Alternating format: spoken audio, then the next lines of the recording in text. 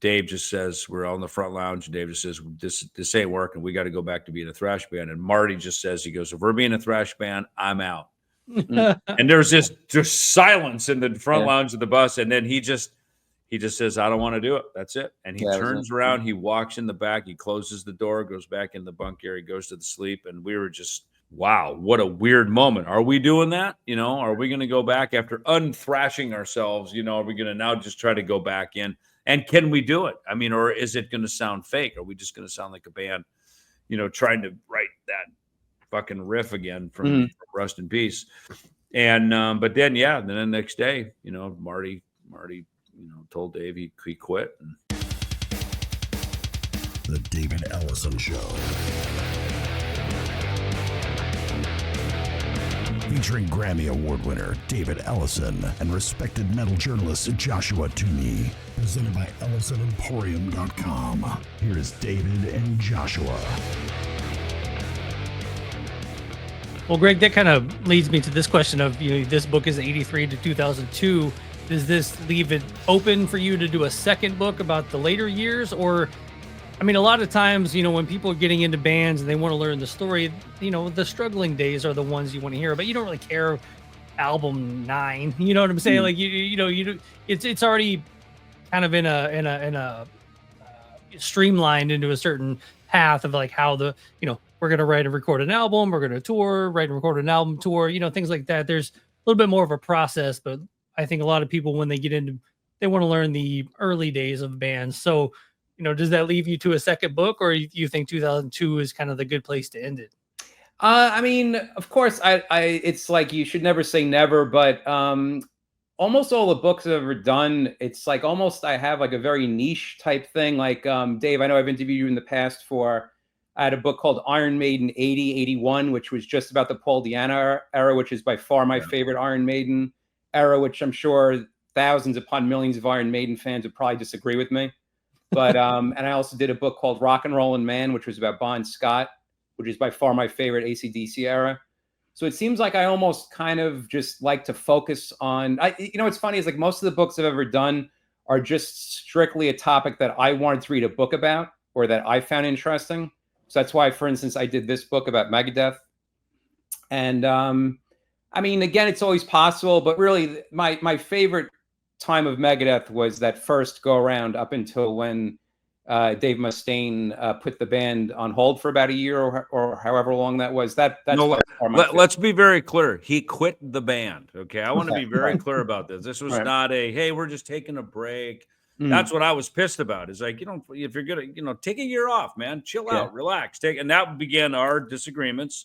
We didn't talk for another year and a half until he called me and he said, hey, I've got an album ready to go. I'm going to go to Nashville, record it, and then maybe you can replace some of the bass parts. I'm like, I'm the fucking guy in the band. I'm a corporate shareholder and I'm signed to the record deal. I mean, that therein lies the lawsuit, that happened. And there were outside influences, getting with Dave. I feel that the things that have happened to me between that and even, a few years ago, and, that's what I find unfortunate and that happens a lot with bands, an outside influence says, oh, we got to get rid of this guy or we got to make a change. And also, look, when the Bud Prager era, I mean, he was very clear. I mean, he sat on my couch in my living room and said, Dave's Bruce Springsteen and you guys are just the E Street band, Oh, there's outside influence, someone coming in, getting in their ear and saying, you don't need these guys. And, I'd even heard it said one time that, that David said that to a friend of mine, said, the guys in my band are like suits. He can change them anytime. I was like, he said that? I said, that doesn't sound like something Dave would say. That sounds like something somebody said to him. Maybe he mimicked it or repeated it. If that's even true, that could just be hearsay, so I don't want to go on record as even saying that he said it because that was his hearsay from someone else. But, that kind of influence that comes in, that's what destroys bands and causes, that kind of damage. So, and the idea of breaking the band up, that was Nick Menz's idea during the 90s when things were getting hard and we had to alter the logo. You couldn't have pointy guitars or pointy logos, even Metallica, right? On the Risk album and on the Load Reload. Nick's like, dude, maybe we should just break up and reform under a new name. That was actually Nick's idea. And so the fact that Dave actually did that, and that's, but again, whatever. That's all water under the bridge. But, yeah, I mean, because that's one thing that I also say in the book, that I always give Megadeth credit. Although honestly, I kind of like tapered off a little bit as like the '90s went on. Megadeth never put on like eyeliner. You never tried to pose like U2. right. You never put out albums as bad as Load and also Reload. So I always give Megadeth a lot of credit for. Sure. Although like you said, like certain albums were maybe tailored a little bit more towards radio. As the '90s went on, each Megadeth album still had like one or two, to me anyway, like great songs. Like by doing this book, I went back and I rediscovered the song She-Wolf, which I heard a little bit in passing, but I was blown away by that song. I think it's a great song. And also I hadn't heard Train of Consequences in like many years. Just the riff, and also again something else about Dave Mustaine. I mean, I don't want to continually kiss his ass, but he also, his vocal melodies also were pretty interesting. Like with that song Train of Consequences, if you think of what he's singing, like the chorus and everything, is very, very interesting vocal. No, melody. Look, I don't even play with Dave anymore. And, we've had great years. We've had some, we've had our moments, right? But I'll be the first to, give him all the credit and all the acclaim for, his God-given talent, you know what I mean? And because I've stood in the room, I've sat in the room with it and watched it.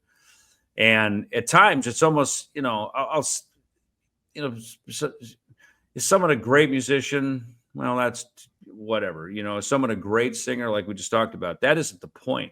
The point is, as music sort of floating through the ethers, someone that's able to sort of grab it, again, like hey, Junior, what do you think about Peace Sells, but who's buying? Like, where did that thought come from? We're just driving down the freeway, probably half stoned, ready to pick up our drummer. So we go to rehearsal, and that thought hits him. And those were the moments that I give Dave all the credit for, because these moments would hit him.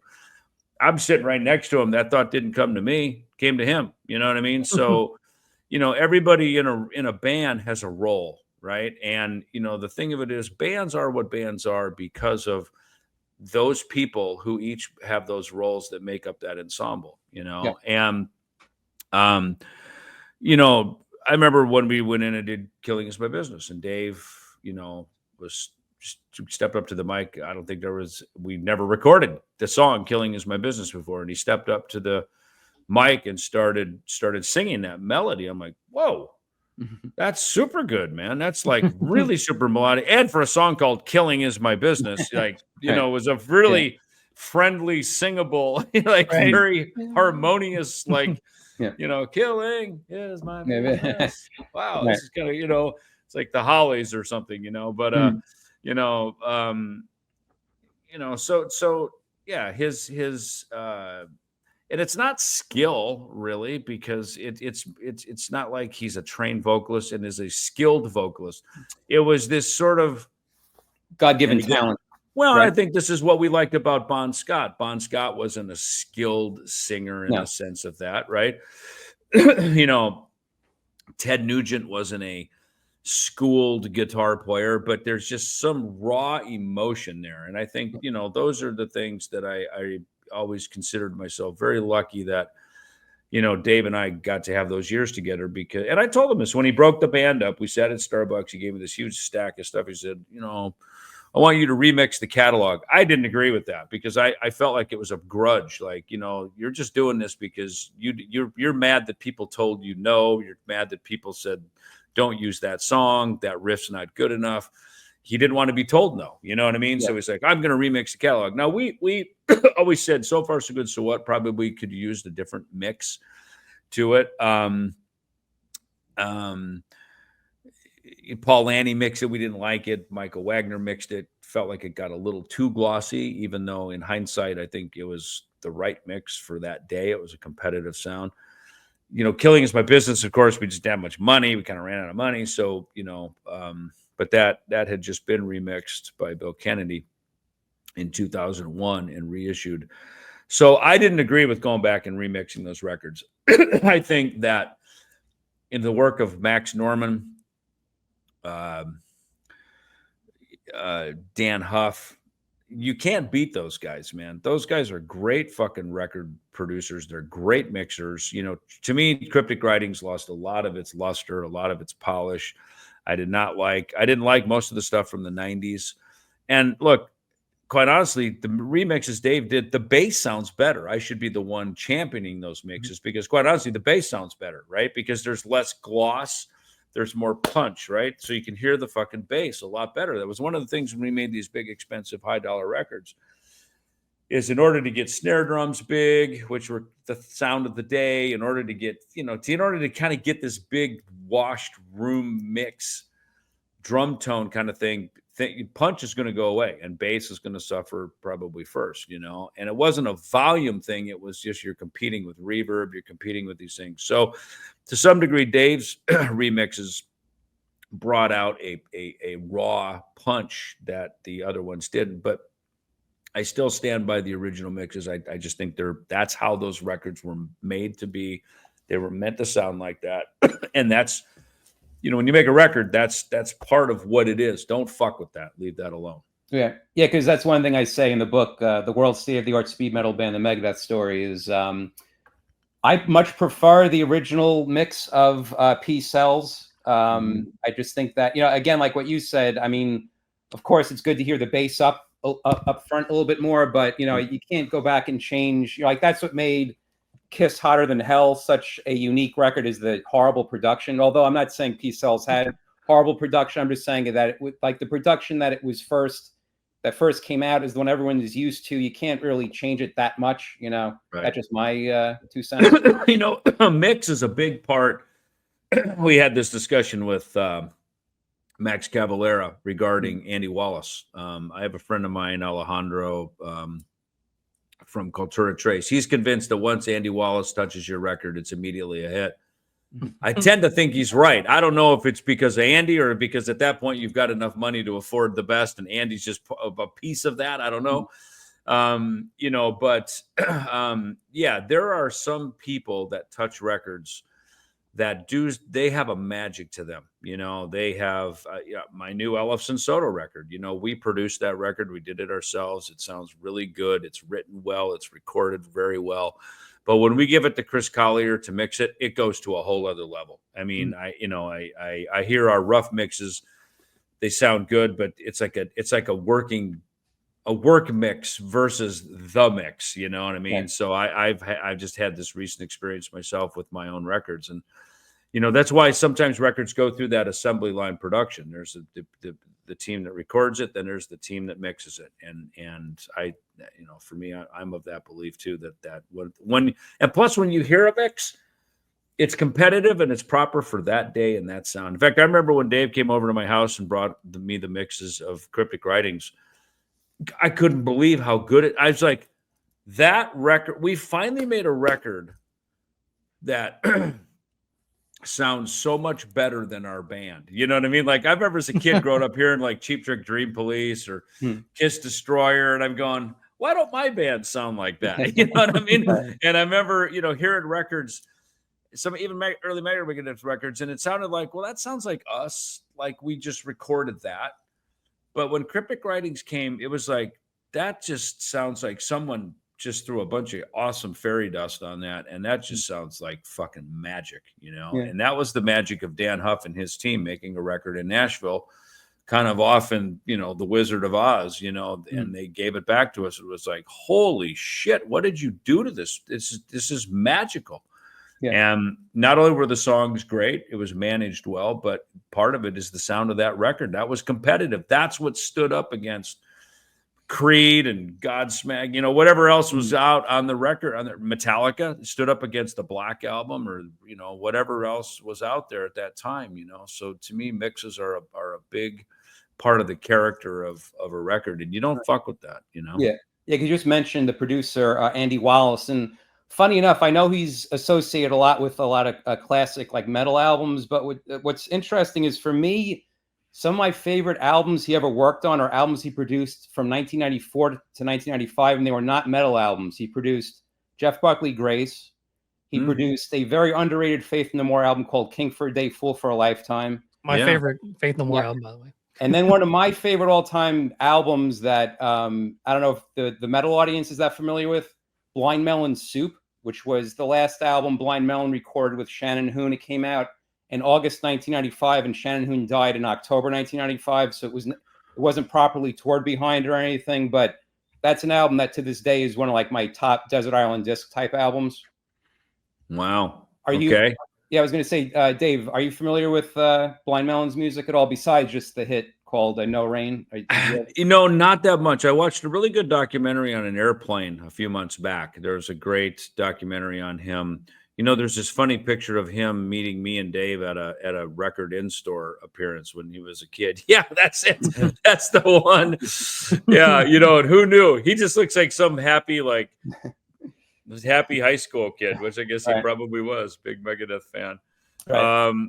But I certainly loved his voice. That one song is just an incredible hit. And of course he subbed. He stood in on that Guns N' Roses video, right? Because Axl had him in on that. So yeah, I mean, a super cool guy. Watching that, apparently in this documentary that I watched in the airplane, he had his video camera with him all the time. He was filming shit all the time. Yeah, it's a film called All I Can Say, and it was also produced or directed by Danny Clinch, who's the famous rock photographer. Okay. He was friends with Shannon, and he compiled all this video footage that he shot from pretty much when he came to. I guess it's a similar story to you. He came to LA.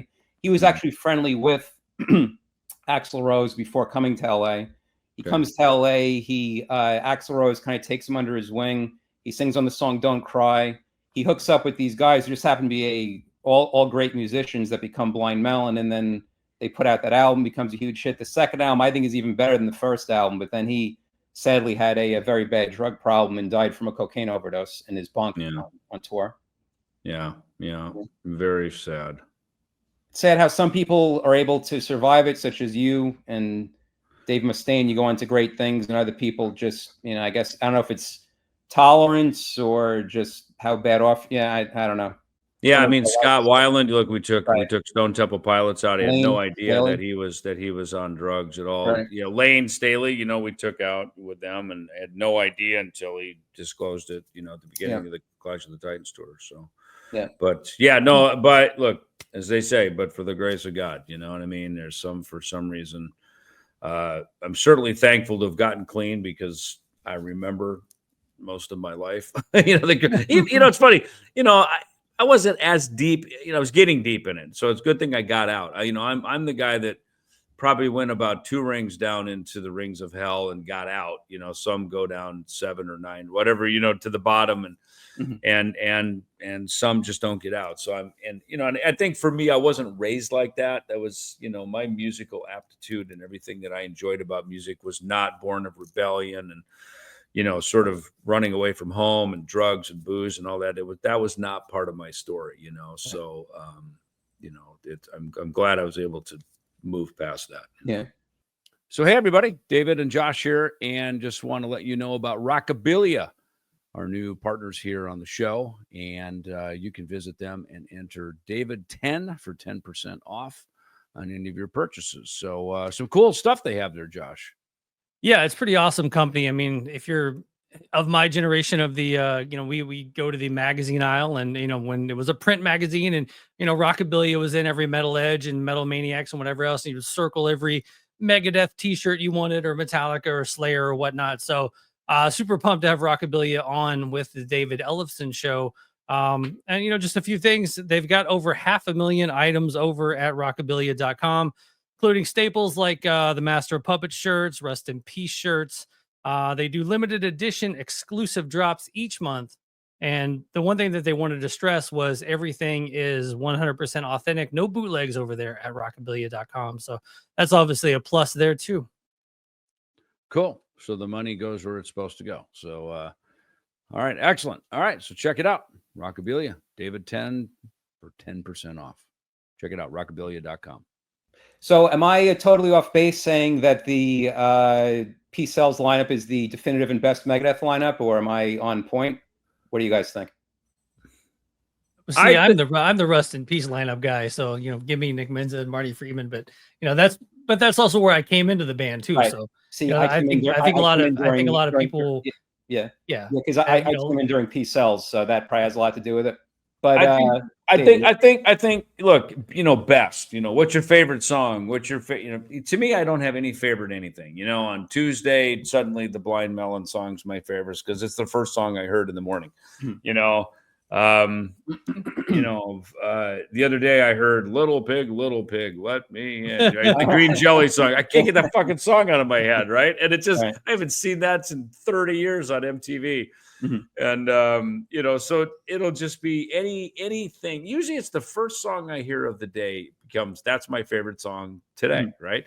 I'm with Josh. I think that, and I say this because I remember a fan had messaged me many years ago, probably on MySpace or something, right? and they said, why do you guys always talk down about the Risk album? That I was whatever, a teenager, young kid, and that was the first Megadeth album I ever heard. I fell in love with it, and then I went back and I listened to every other one ever since. And I was kind of this was a woman, and she scolded me. She kind of like, why do you talk? And and I was going, you know what? She's got a good point. Just because maybe we took some heat for it, it wasn't metal, it wasn't thrash, whatever. I think about myself with Kiss, right? Kiss Destroyer was my first album. And then I went back and I listened and I bought everything before that, because of my age, I didn't buy Hotter Than Hell like that.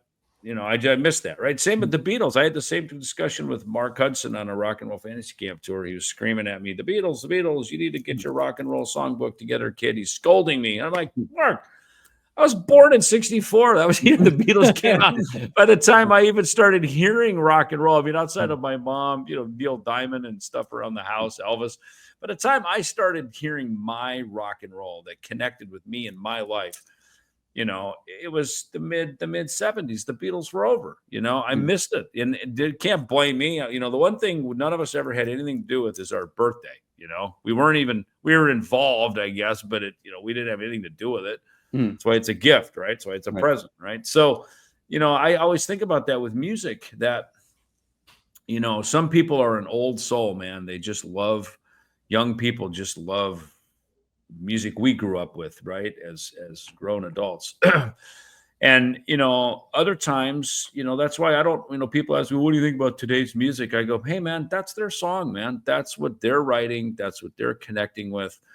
That's their thing. And, we as elder statesmen should always support the next generation coming up, because they probably grew up on our music. I've met a lot of people over the years who grew up listening to Megadeth. The guitar player from Matchbox 20 one day gets in the elevator with me and Marty Friedman, and he's just gushing on Marty. I can't name one Matchbox 20 song that sounds like anything off Rust in Peace. Right. But man, this guy loved Marty Friedman. I mean, he said, dude, you changed my life, and that's, so we play, I don't make music that sounds like Kiss, but they changed my life. They were my Beatles, right. And they taught me everything that I learned. I should say I learned from them, so, so I guess that's my long answer. The best, better than, I don't know. Well, then let me ask you this. Sure. Was the definitive Metallica lineup James, Dave, Cliff, and Lars? I never saw them, and I didn't even hear them, because the life. No, I like No Life Till Leather, and that's Ron McGovney. Right. Ron McGovney was more my Metallica bass player. Okay. And it's not anything against Cliff, because by the time I saw Metallica, Cliff was in the band, right? Mm-hmm. But by the time I saw Metallica, Kirk Hammett was in the band. You know what I mean? So, when I hear, the very first thing I ever heard was, Dave's apartment upstairs from me playing the No Life Till Leather demo one day. And it kind of scared me. It was super heavy. It was kind of violent. It was fun. It was next level. It was something I'd never fucking heard anything like that before as an Iron Maiden fan, Scorpions fan of the new wave of British heavy metal. I had never heard anything like No Life Till Leather. I mean, that was just the next level. And, by the time I heard Kill 'Em All a couple months later, I very clearly heard where Cliff, first of all, they slowed the tempos down. So things like mechanics on No Life to Leather, I like the bass line that Ron McGovney plays in it. I play Ron's line in mechanics with Megadeth. That's how I recorded my own version of it, but in my mind, I was going to Ron McGovney because to me it was a cover song, right? It was a cover. It was Dave's song, but we were in my mind we were kind of covering the No Life Till Leather version of it, even though Lars played it straight, Gar played it as a shuffle. He played more like Hot for Teacher, it was like a shuffle. But and then by the time I hear, Four Horsemen, Cliff is doing what I probably would have done if the tempo was that slow, which is playing the riff.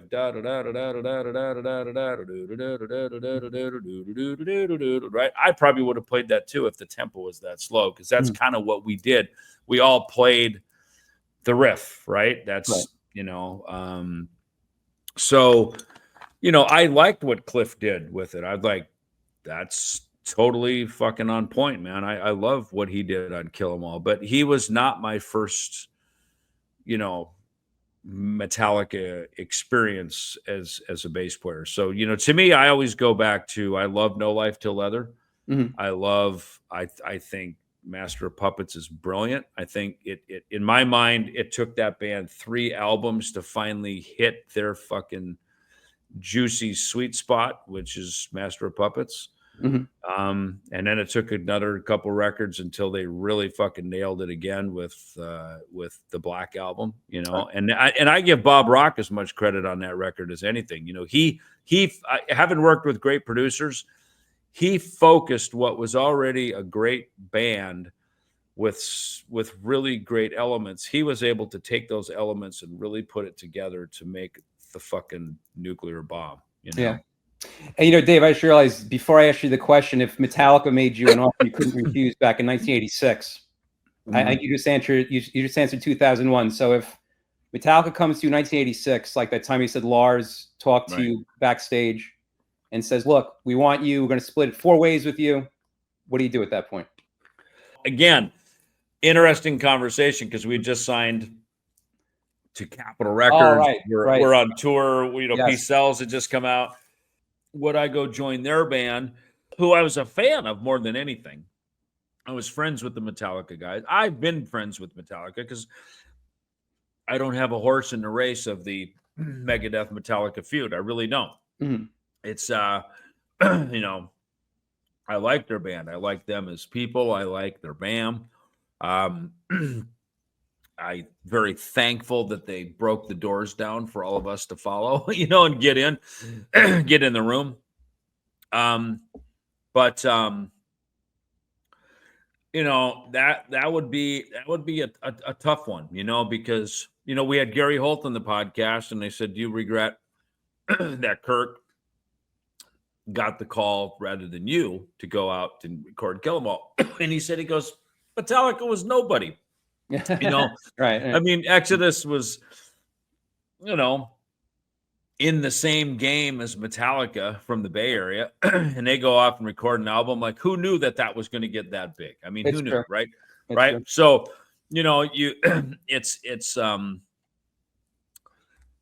would I have entertained it? Of course, you know what I mean? But at the same time, we had just as much to gain. And, Megadeth was my band too. I'm an owner of it.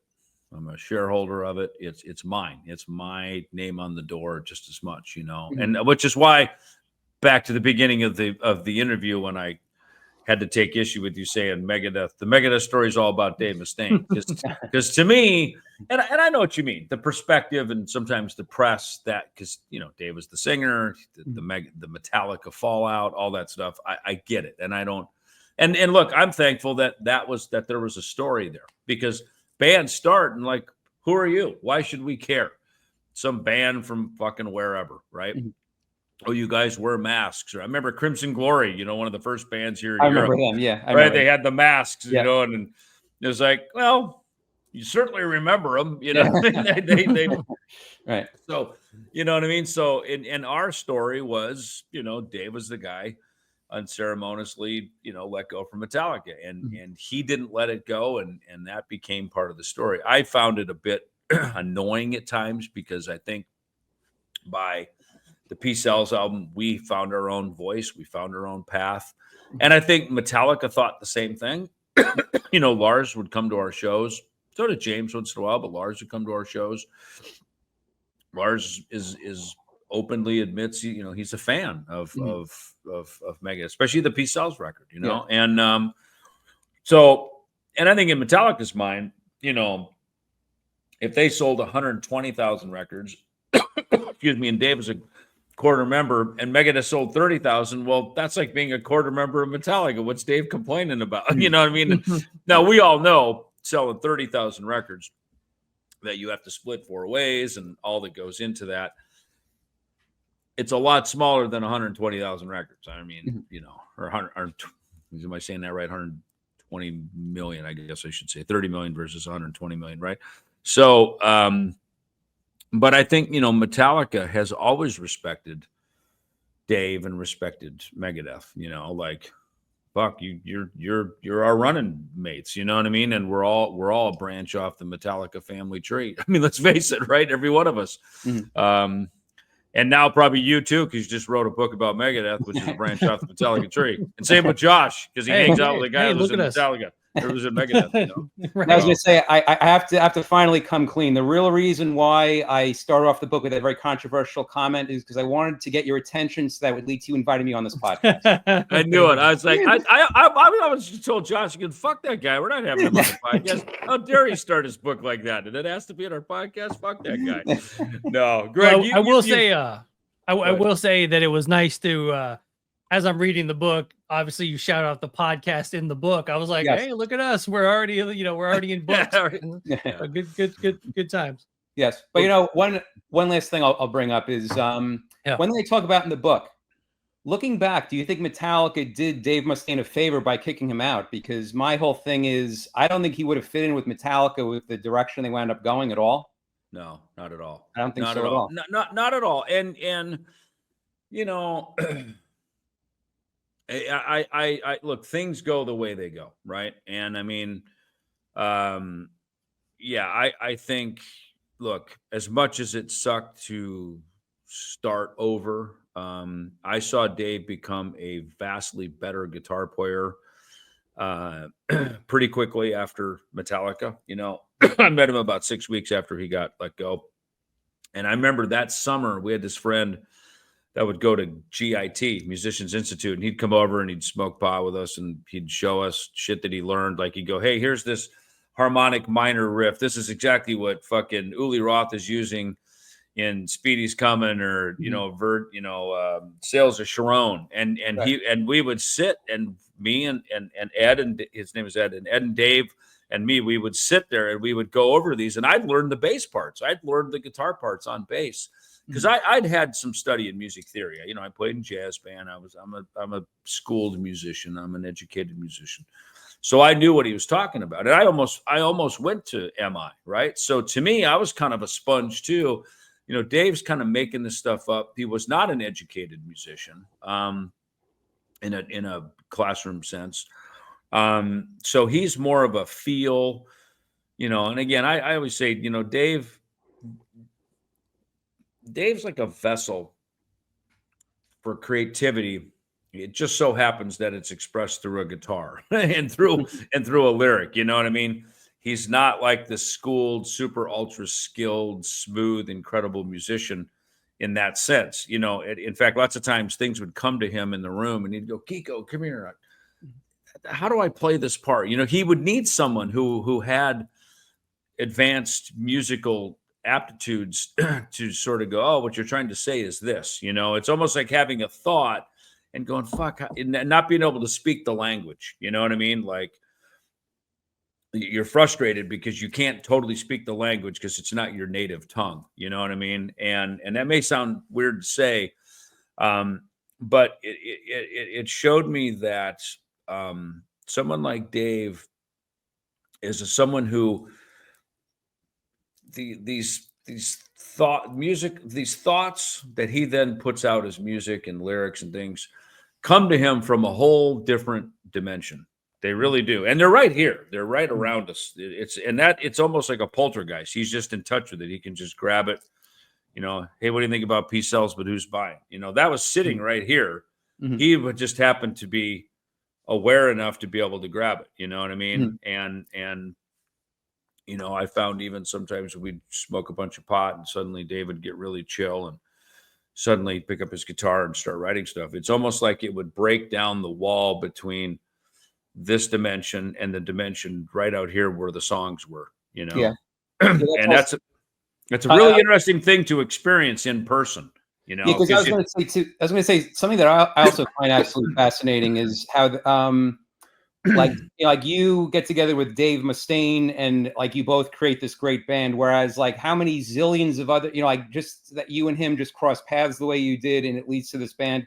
How many zillions other people have crossed paths that have just led to absolutely nothing? I always find how each great band becomes great. It's just pretty interesting to it takes a certain people or certain things. I can't really explain it. Well, I think what I just explained about that, I was very in touch with that, you know what I mean? And that was very unusual for a kid from the farm in Minnesota to sort of be as awake as I am, right? To be that sort of, you know, let's call it spiritually awake, right? Because music is spirit, man. And I'm not talking about heaven and hell or any religious spirituality. I'm talking about the fact that, you know, music is all around us right now. Just like you writing a book, the thought to write about a book, that is something that like me and Josh didn't think about that. You know what I mean? But you did, right? And, you know, Josh hits me, hey, let's do a podcast. Like, fuck do I know about a podcast? I talked to Greg Prato. I talked to Josh. You know, next thing you know, we're doing a podcast, right?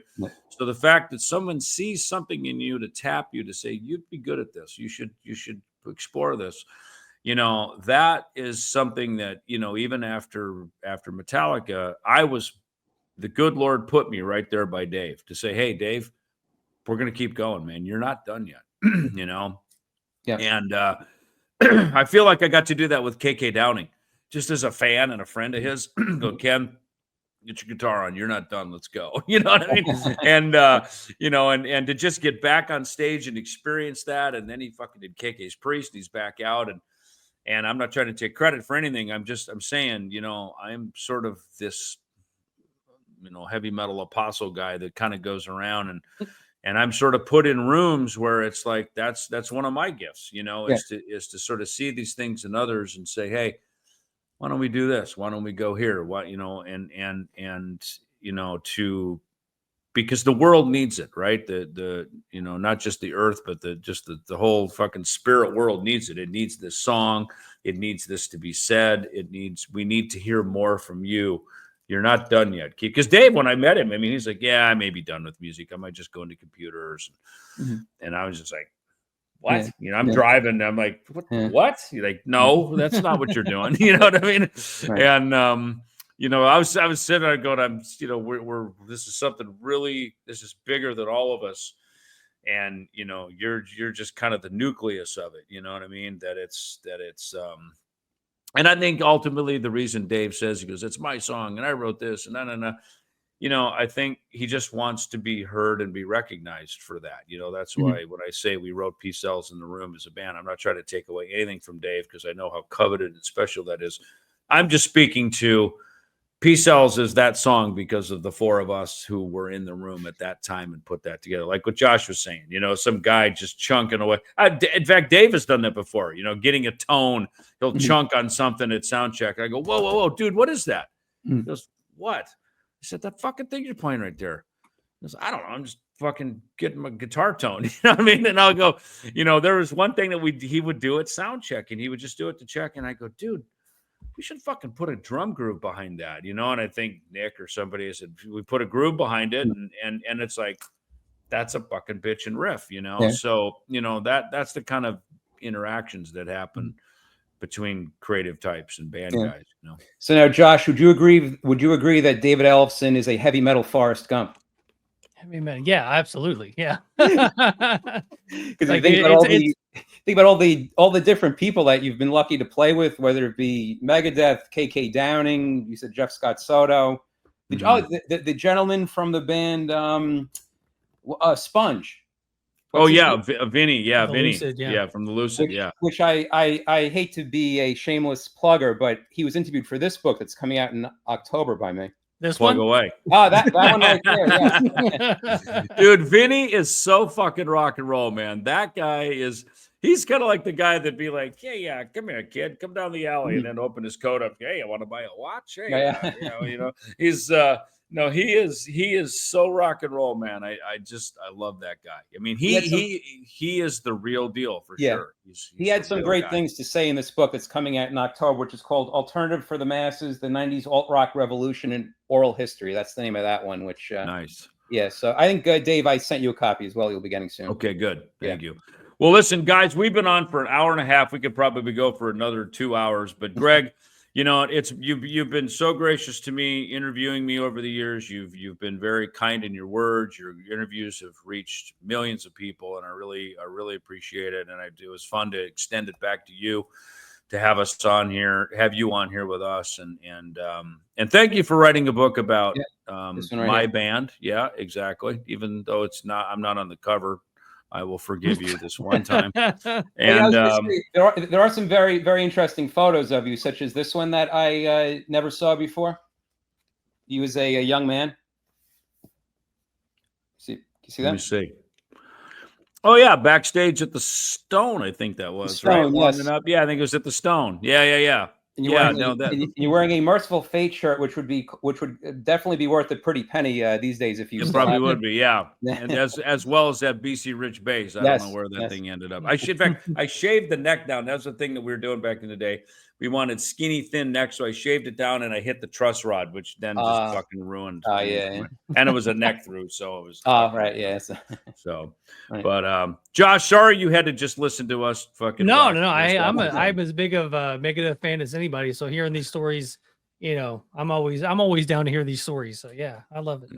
But you did say, I will end on this. You did say that Megadeth never had their load reload phase where they wore the makeup and stuff, but Dave did have that. Dave did cut his hair at one point. He did. You're right. And we never really talked about that, but like the Woodstock 99 video, you've got the short hair and stuff like, and even Marty had a little bit shorter hair in the Risk era and things like that. So I'll go there. Okay, so we're filming we're filming the I guess it was the Trust video, and it's in LA. I've got on these $4,000 pair of Chrome Hearts, super heavy leather pants, right? And when I lived in LA, my hair looked great, and I moved out to Arizona. It's really dry, the water, whatever. My hair just was starting to look fizzy. I felt like an old, washed-up biker in this video, right? And I just become a dad. My son Roman was just born.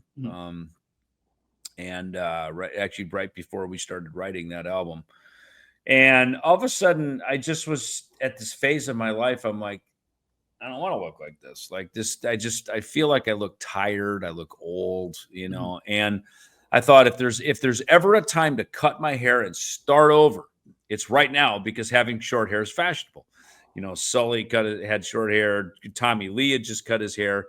It had nothing to do with Metallica at all. It had nothing to do with that. And so I talked to Dave about it, and we kind of discussed it, because that was one of the things. You don't just go rogue and do whatever you want, at least not in our band. And so one day I buzzed my hair, and we get together in LA, and he looks at me like, kind of like, okay, because we're just starting a campaign. The pictures in the album, we got long hair, and now suddenly.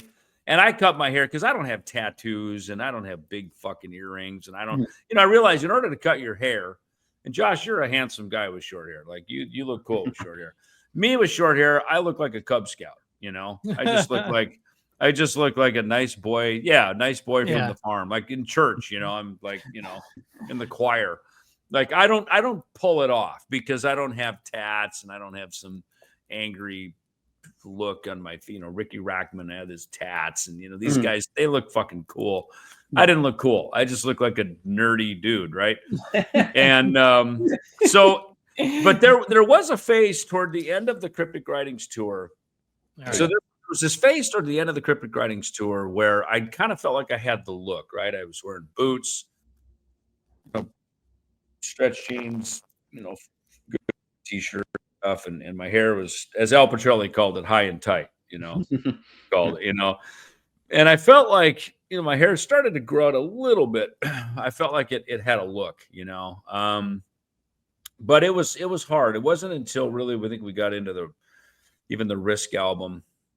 There's a couple photos that look pretty Led Zeppelin. We look pretty stylized and cool, but it was really, I think, even on the Risk album, my hair was pretty long actually. And at the photo shoot, the makeup chick goes, "Yeah, I think you should trim your hair." And she cuts it, and it wasn't a cut at all. It was a fucking bad haircut. So I'm like, I spent all this time growing my hair out, only for the fucking minute that the camera takes the picture, you give me a shitty haircut, So it's kind of weird bowl cut. And Marty's got short hair. And by that time, Marty, he was really, his interests were he was into Weezer and all kinds of other stuff. And of course, Bud Prager, this whole active rock thing is going on, So there's all these other influences around. And that's why once we got out on the one thing that we learned with Risk, we didn't play those songs together in the room live very much, only a few of them. We went to Nashville. We weren't ready. We should have taken some more time off to get ready for the record. Bud Prager's very heavily influencing the record. I didn't get writing credit on some shit like Crush 'Em, which I should have.